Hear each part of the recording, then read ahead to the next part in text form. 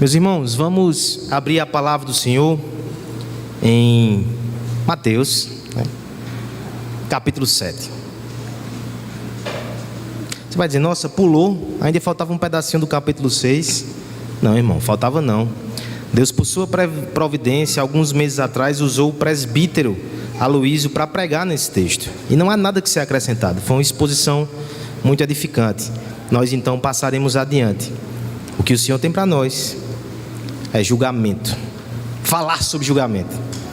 Parece ser estranho, né? Primeiro culto, primeiro domingo, primeiro sermão de domingo, depois que a igreja é emancipada, falar sobre julgamento. Não é estranho, não. O julgamento é uma tentação que a igreja pode ter. É necessário falar sobre isso. Ao mesmo tempo, o julgamento é uma missão que a igreja também pode negligenciar. Precisamos falar sobre isso. Deus o sabe, Deus o fará. Suspenda seu julgamento e ouça o que a palavra de Deus tem para nos dizer nessa noite. Mateus capítulo 7, do verso 1 até o verso 6. Acompanhem com fé, atenção e esperança a leitura da palavra do Senhor. Não julgueis para que não sejam julgados, pois com o critério com que julgardes, sereis julgados, e com a medida com que tiveres medido, vos medirão também. Porque vês tu o argueiro no olho do teu irmão, porém não repara na trave que está no teu próprio punho, no teu próprio? Ou como dirás a teu irmão, deixa-me tirar o argueiro do teu olho, quando tens a trave no teu?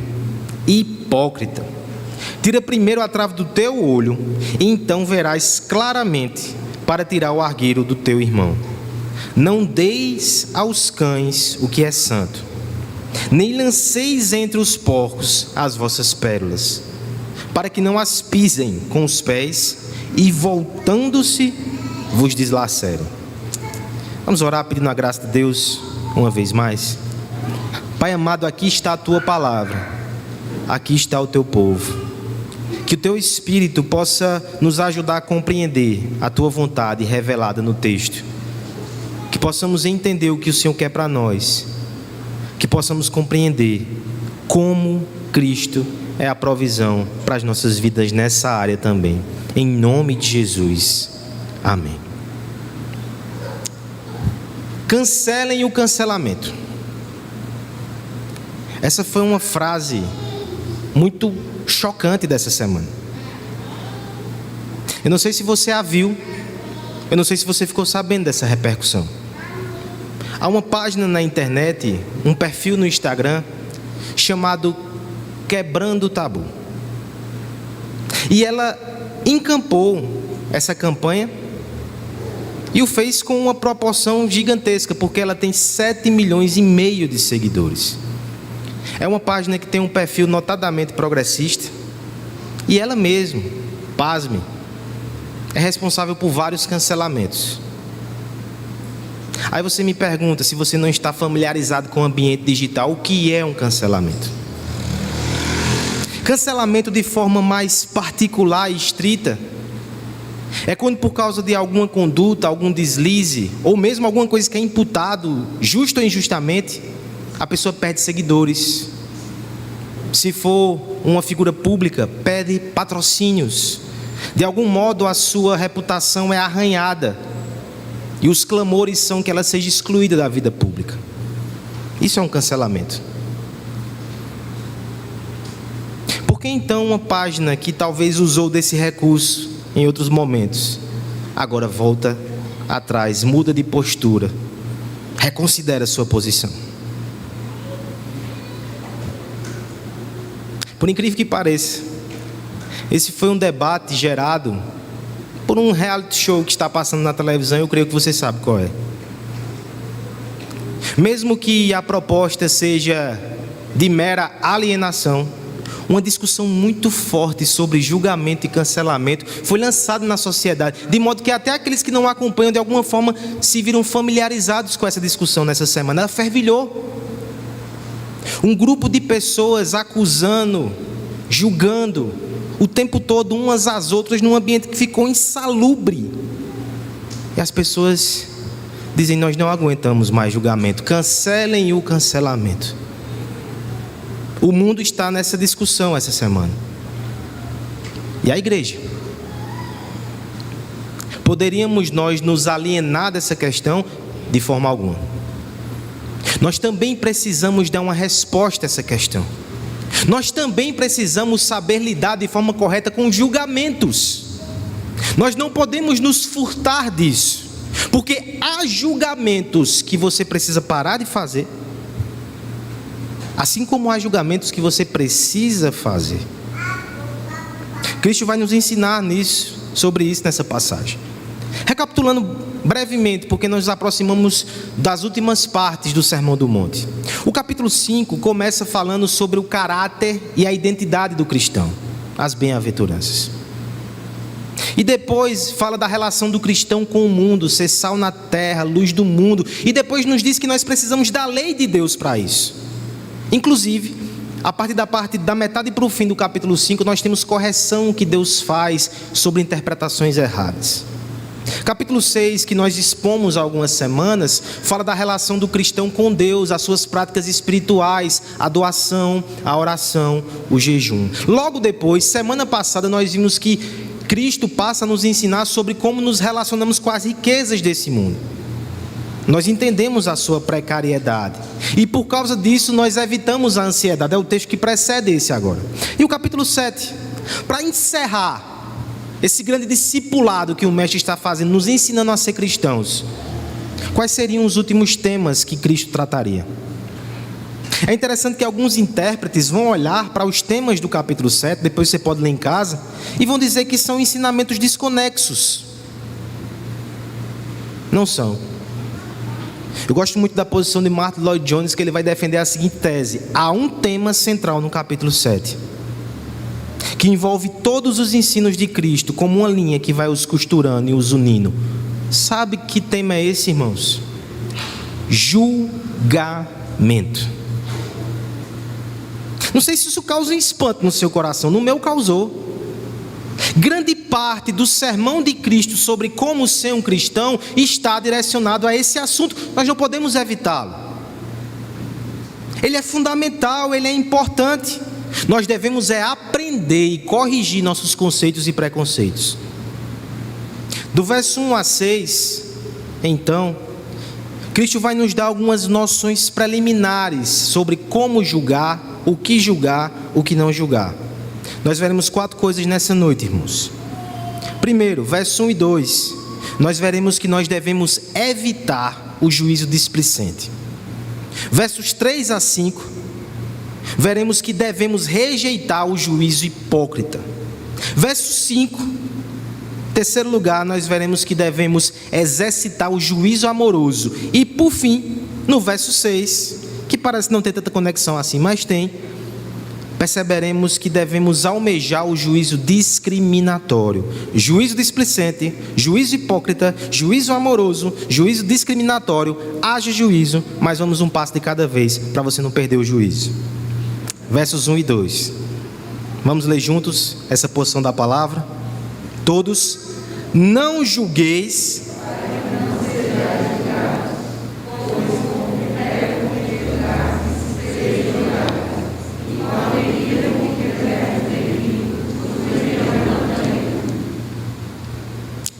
você já falou algo sem pensar?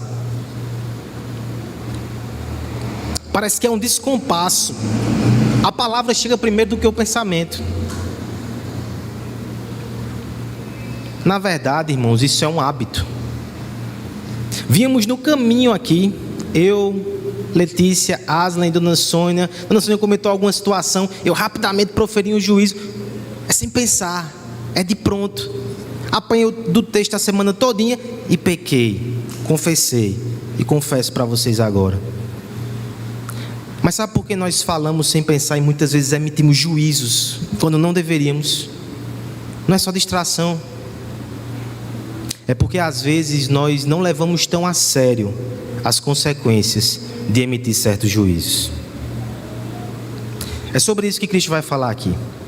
Ele começa esse texto tão famoso com um imperativo negativo: não julgueis. É claro que esse texto aqui ele é muito distorcido. Pastores abusivos, falsos mestres, pessoas que querem ficar no seu pecado sem ser confrontadas, usam esse texto como uma carta na manga. Não julgueis. E é claro que ele não deve ser tratado assim de forma absoluta. Por quê? Porque o verso 6 ele fala sobre julgamento. Não dei pérolas aos porcos. Como é que nós iremos os identificar? Julgando. Depois, quando fala sobre falsos mestres, nos versos 15 até o verso 17, vai dizer que a gente conhece a árvore pelos frutos. Você vai ter que fazer um julgamento para conhecer falsos mestres. E eu posso citar aqui vários outros textos. Por exemplo, lá em João 7,24, Cristo vai dizer: não julguem pela aparência, mas façam julgamentos justos. Paulo manda que julguemos até os anjos, se eles vierem com uma revelação diferente daquela que Cristo nos deu. Gálatas 1,8.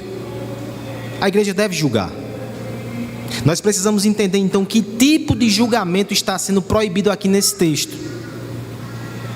Na verdade, irmãos, o que o texto nos ensina é que o julgamento, por princípio e por regra, não deve ser a nossa primeira opção. É como se fosse o seguinte: a igreja vai ter que julgar, você vai ter que julgar em algumas situações, mas quando isso acontecer, isso é a exceção e não é a regra. Não é que você vai ser um julgador o tempo todo, não é que você vai proferir sentenças e juízos rápidos a respeito de tudo, a respeito de todos. Sempre que você vê alguma coisa, sua língua coça. É disso que o texto está falando. Você não deve ser assim. Você não deve ser um crítico habitual. Você não deve ser alguém acostumado a expelir sentenças onde você não foi chamado. Via de regra, é assim que o crente deve ser: não julgueis. Mas ciente, irmãos, que a maledicência, infelizmente, é uma tentação muito forte no nosso coração fora do jardim, o Senhor Jesus vai dar algumas razões para isso. Ele vai dizer: não julgueis, para que não sejais julgados. Pois com o critério que julgardes, sereis julgados. Com a medida que medir, sereis medidos. É claro que aqui há uma aplicação social. Nós sabemos que aqueles que são muito rigorosos, meticulosos e implacáveis, um dia, quando caírem em erro, receberão o mesmo tratamento. É claro. Mas não é só isso que o texto fala, porque, por exemplo, você pode ser uma pessoa discreta, comedida, misericordiosa e compassiva, e talvez no dia que você erre, você seja julgado de forma implacável. Acontece. Na verdade, alguns intérpretes vão dizer que há uma dimensão mais profunda nesse texto. Não julgueis para que não sejais julgados. Nós temos um sujeito oculto aqui. E no grego nós chamamos isso muitas vezes de passivo divino. Quando há um verbo passivo e não se diz quem é que vai causar aquela ação, via de regra, no grego, é o passivo divino, é Deus que vai fazer isso. Você está entendendo o que o texto está dizendo? Além de consequências sociais do seu juízo e do seu espírito crítico, você vai ter consequências espirituais. Deus vai lhe julgar. Aí talvez você diga: graças a Deus por Jesus Cristo, não é, pastor? Porque a justificação é pela fé, não é, pastor? Eu digo amém. Mas é interessante que há julgamentos diversos na vida do crente. Por exemplo, quando Paulo está falando na igreja de Corinto e fala sobre um caso de disciplina, ele diz que se não julgarmos os irmãos, Deus nos julgará. E ele está falando de pesar a mão. O texto aqui não quer dizer que você, se for julgado, vai para o inferno. E vai, se você não tiver Jesus Cristo. Mas o texto está dizendo que mesmo a igreja e mesmo os crentes, se assumirem para si o papel de juiz, o juiz verdadeiro vai os disciplinar, vai os castigar. Ele não vai deixar passar impune isso. Ele não vai permitir essa usurpação. Sabe o que nós percebemos aqui, irmãos? Devemos evitar o hábito de julgar os nossos irmãos, por causa do mandamento de Deus, por causa das consequências.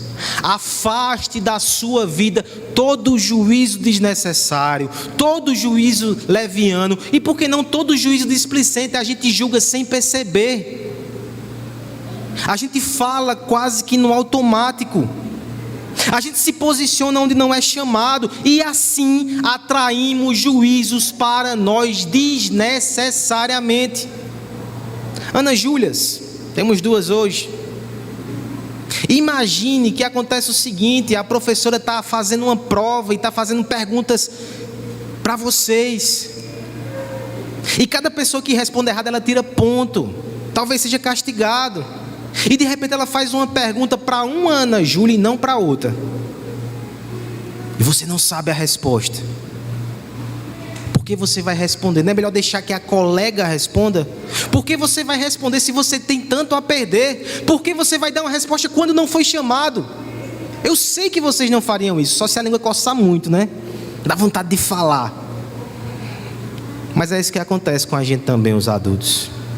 Deus não chamou a gente para julgar pessoas e situações, mas a língua coça, a gente fala, e quando julga errado, é juízo que a gente atrai para nós. Não julgueis, irmãos. Abandonem o julgamento displicente. Abandonem o prazer, por favor. Sonde o seu coração com muita seriedade. Às vezes nós temos prazer de criticar os nossos irmãos, uma satisfação no coração de emitir juízo. Eu só posso dar um nome a isso: pecado. Arrependa-se. Você está trazendo maldição para a sua vida. Arrependa-se. Até porque nós fomos perdoados de ofensas muito piores.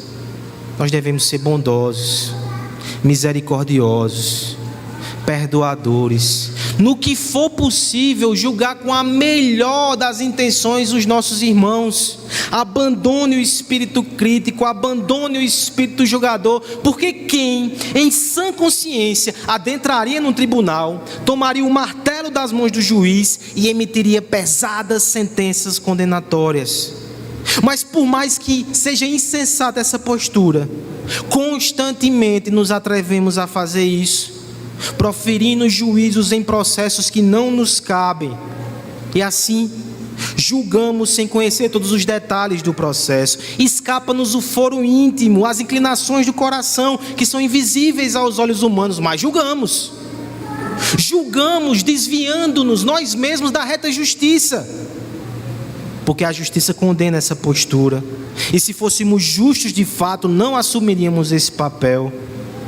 Julgamos em nosso próprio desfavor, pois ao fazê-lo, aumentamos as nossas penas. Sempre que tomamos o martelo do juízo, pensamos estar exercendo o papel do magistrado, mas na verdade nos tornamos réus de grande pecado, o julgamento injusto e descabido que será punido por Deus. Nós devemos abandonar o juízo displicente. Se você está aqui nessa noite e pensar assim: a igreja é muito julgadora, o mundo também é, você também é. Arrependa-se antes que você seja julgado por Deus no juízo final. Só isso que eu tenho a dizer. Em primeiro lugar, então, irmãos, abandonemos o juízo displicente. Em segundo lugar, nós devemos rejeitar também o juízo hipócrita. Versos 3 a 5, vamos ler todos juntos. Agora você pode colocar a sua voz para fora, o Senhor lhe permite isso. Versos 3 a 5. Por que vês tu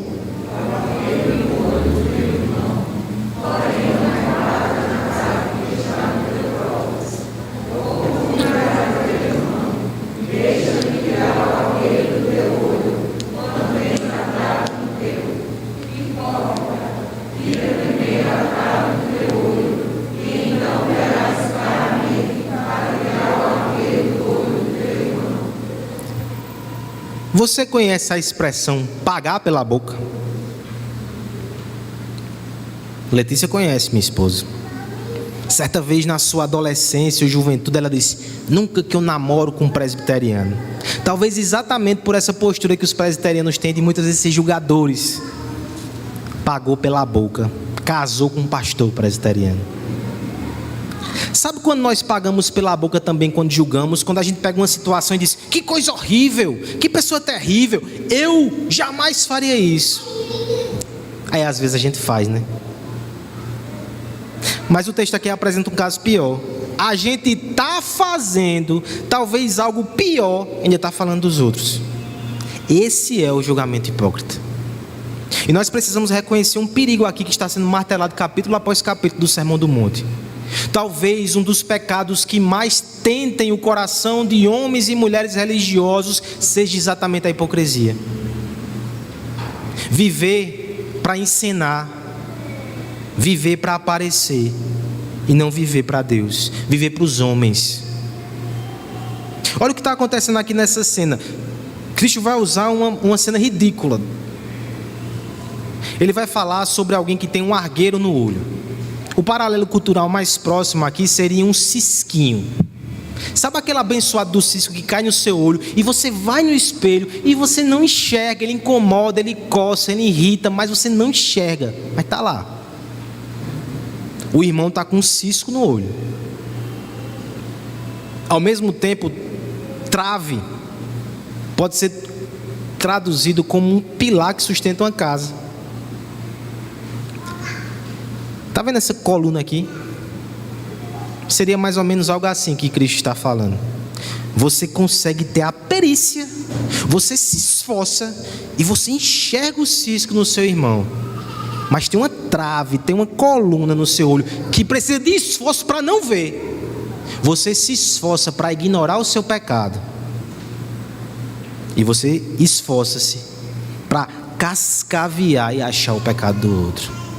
Tem mais.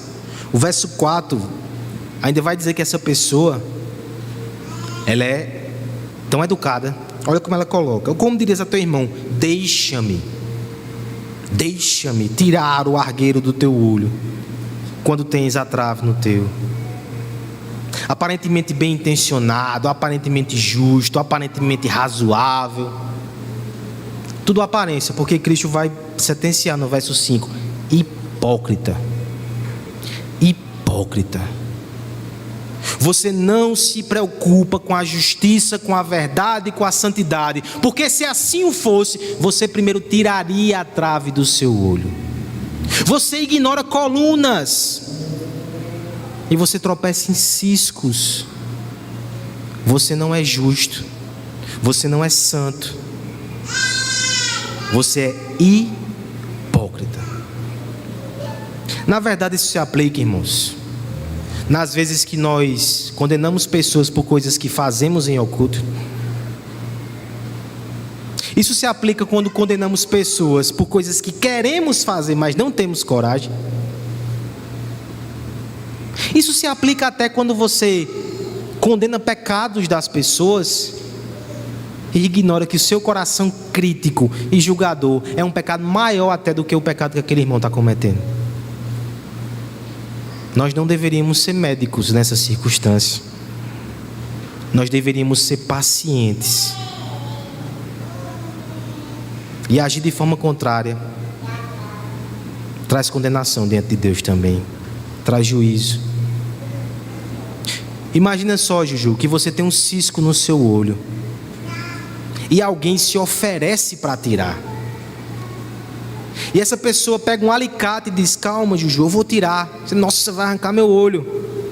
Mas ela vem na sua direção e de repente ela dá de cara com essa coluna. Desculpa, eu estou sem óculos, eu não vi. Você vai deixar que essa pessoa faça essa operação? Ainda que você deixe, o presbítero Aloysio não vai deixar que essa pessoa, cega desse jeito, toque na sua filha. O que te faz pensar que Deus cuida ou zela de forma menor dos irmãos aqui da igreja?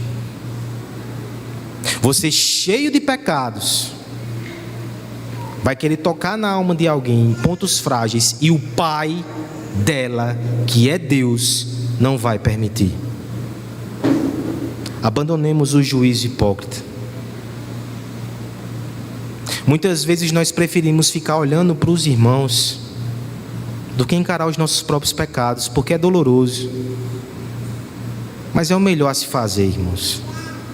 Quando a gente fica olhando demais para os outros, a gente só aumenta em pecado. Quando eu gasto essa energia e esse tempo em olhar para mim mesmo, eu vou produzir quebrantamento e santificação e vou agradar a Deus. Invista tempo em sondar o seu coração mais do que sondar os outros. Você não tem capacidade disso.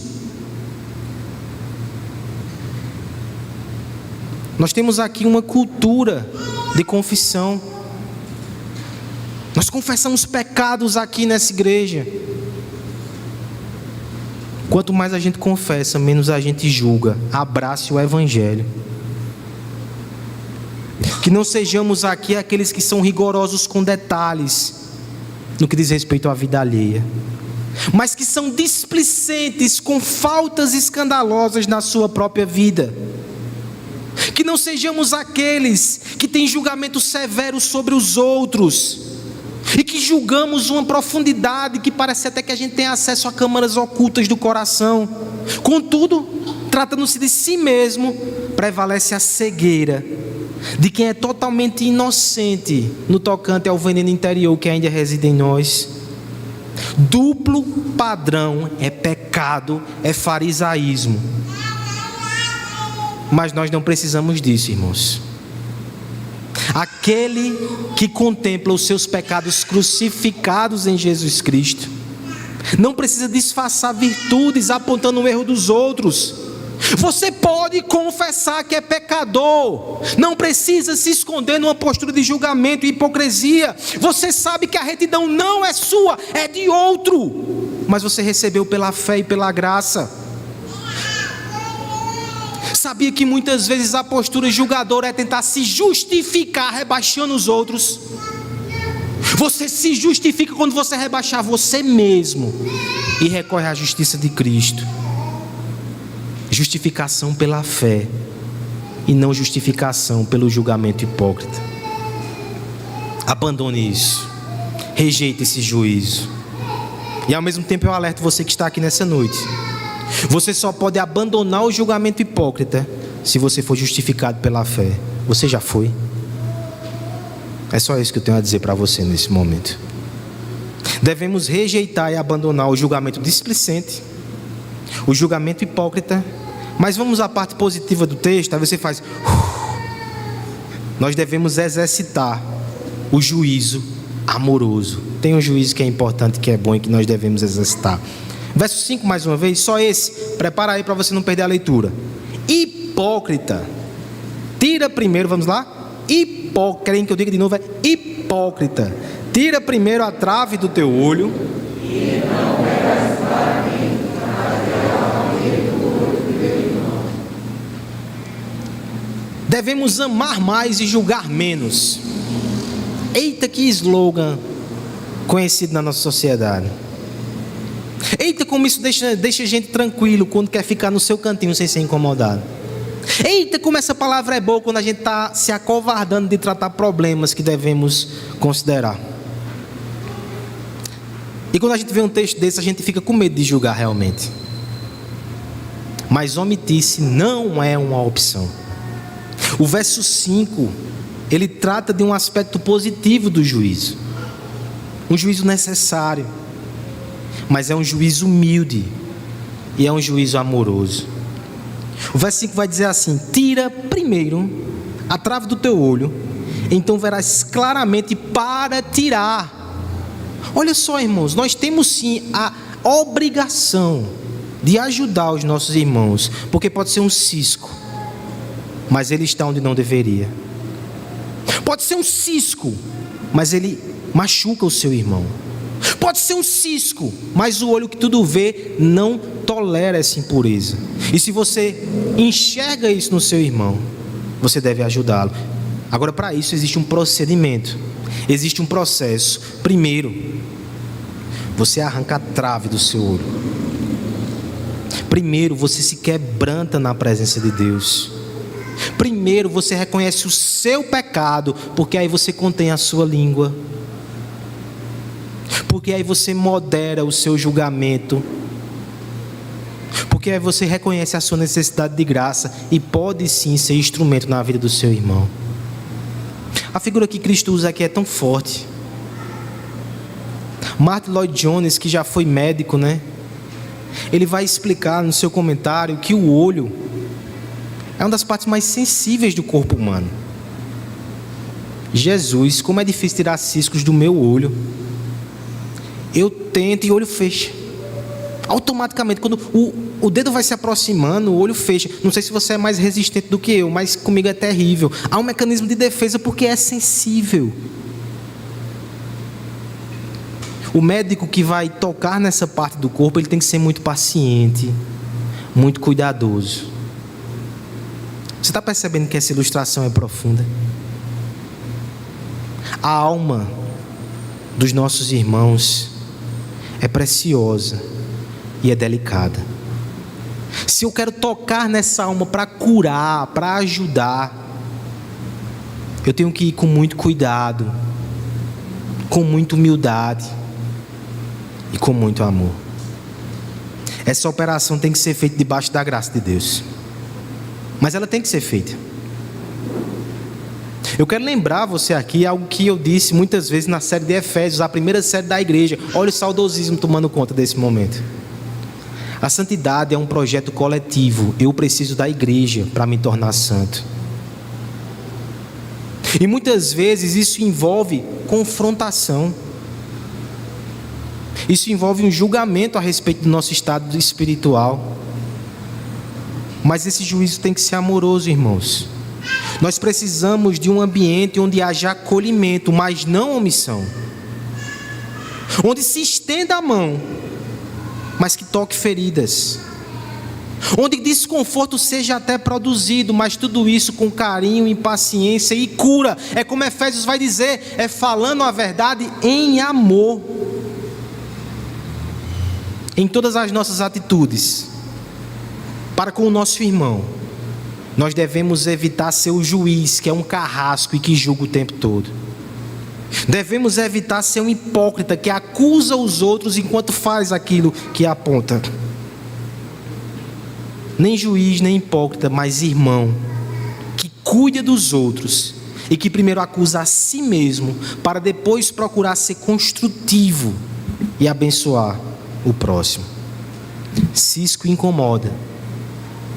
Ajude a tirar o cisco dos seus irmãos. Esse é um ministério que está intimamente ligado às figuras de autoridade, não é? Os pais têm a obrigação de tratar esses problemas nos seus filhos. Filhos entendam quando os pais vão lá e tocam na feridinha. Igreja, vocês elegeram oficiais aqui que terão que tocar em feridas. Enquanto eles fizerem debaixo da palavra e com amor, respeite. Entenda que é Deus trabalhando na sua vida. Inclusive, essa até é uma orientação.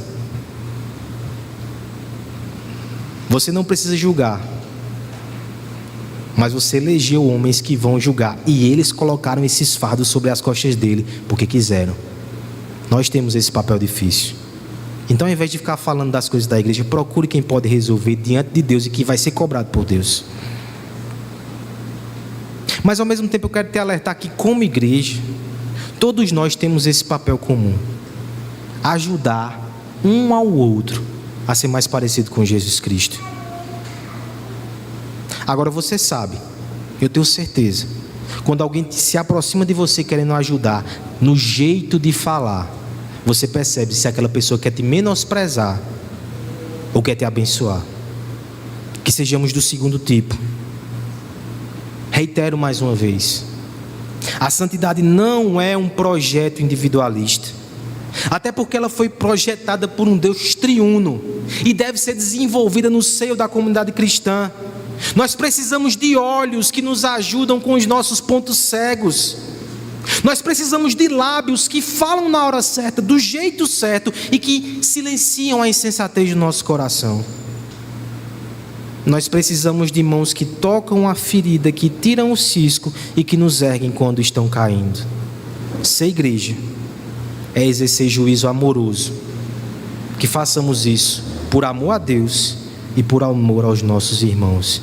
Se você ainda não faz parte da igreja, não tem comunhão com a igreja porque ainda não entregou a sua vida a Cristo, você precisa de Cristo e da igreja e dos irmãos para seguir a sua jornada na fé. É só isso que eu tenho a dizer. Juízo displicente devemos evitar. Juízo hipócrita devemos rejeitar. O juízo amoroso nós devemos exercitar. E por fim, nós temos o juízo discriminatório que nós devemos desenvolver. Só o verso 6, é um verso só. Acompanhe a leitura para não perder. Vamos lá? Não deis aos cães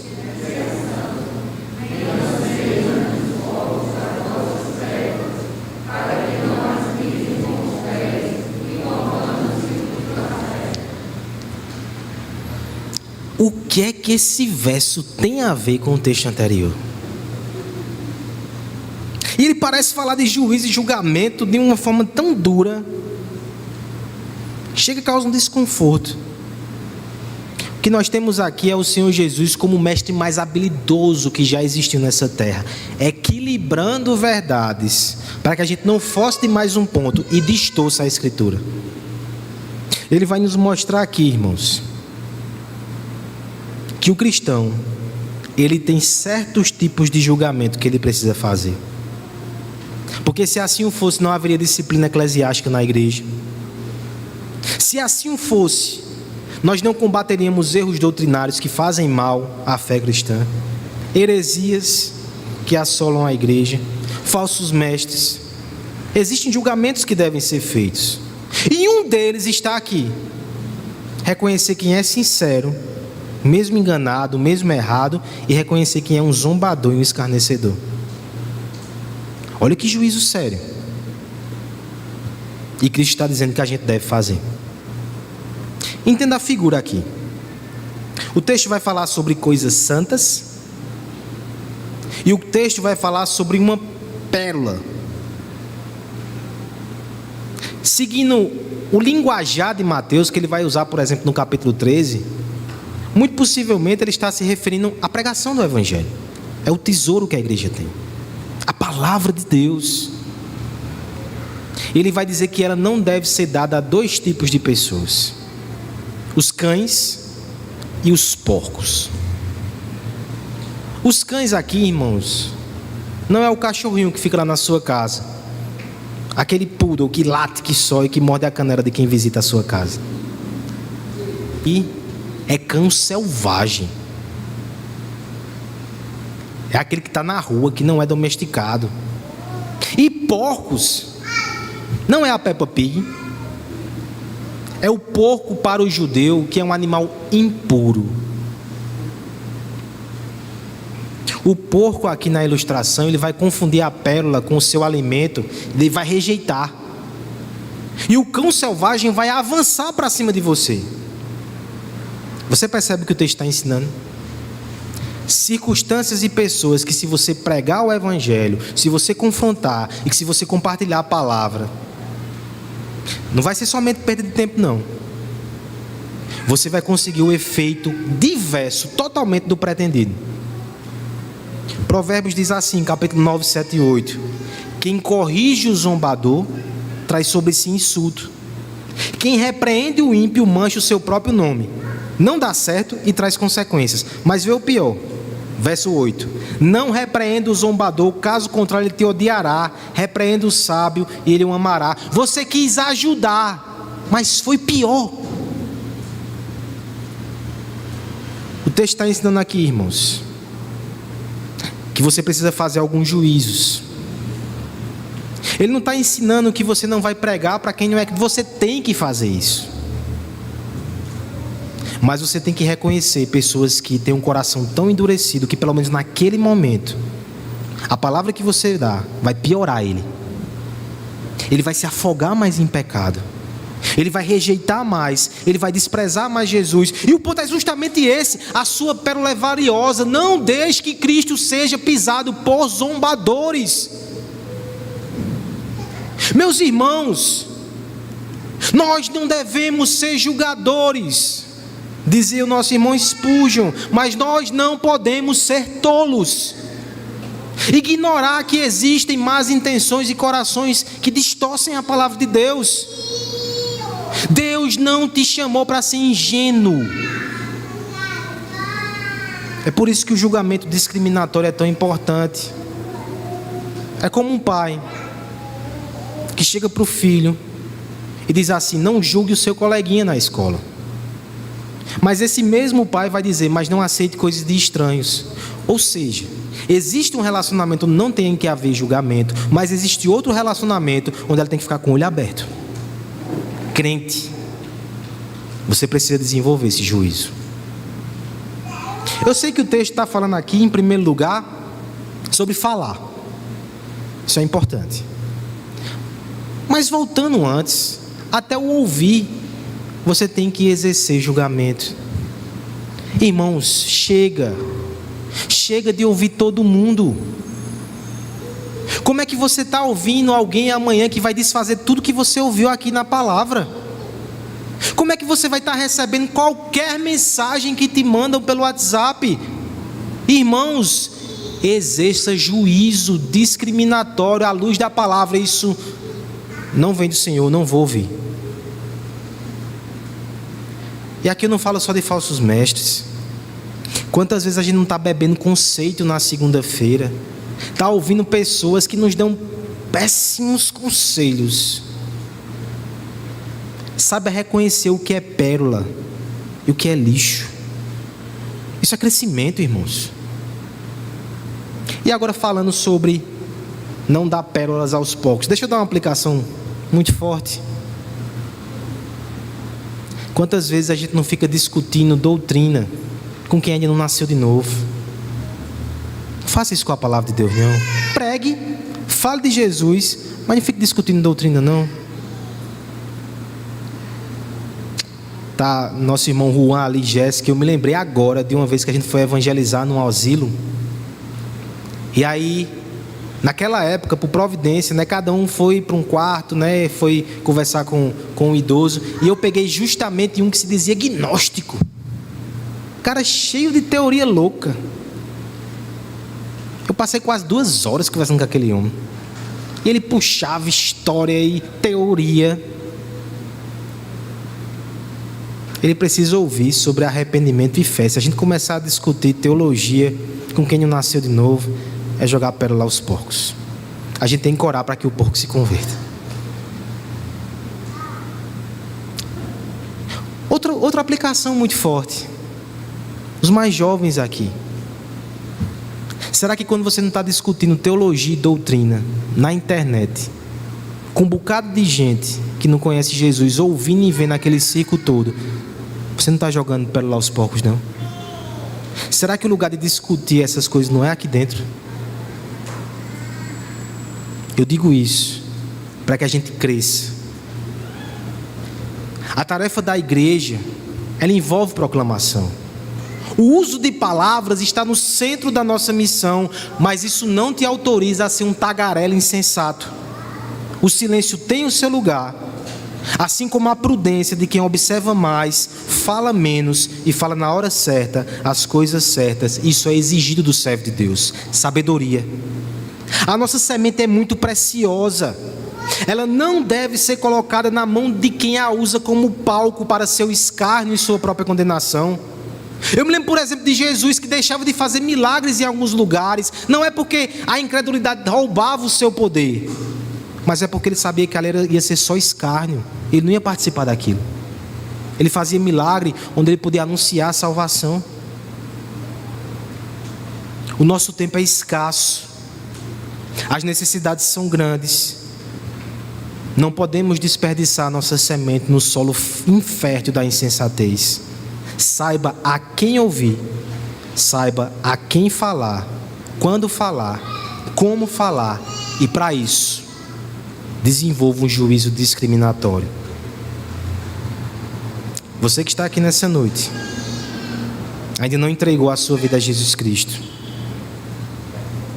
não seja um cão raivoso, não seja um porco impuro, seja uma ovelha do Senhor. Ele transforma, Ele salva. Venha e fuja do juízo vindouro. O assunto dessa semana foi cancelamento e julgamento. É interessante que até 2 dedos de teologia, o pastor Iago Martins entrou nisso e fez a seguinte postagem: no mundo, quando você erra, você esconde. Se descobrirem, você é cancelado e excluído.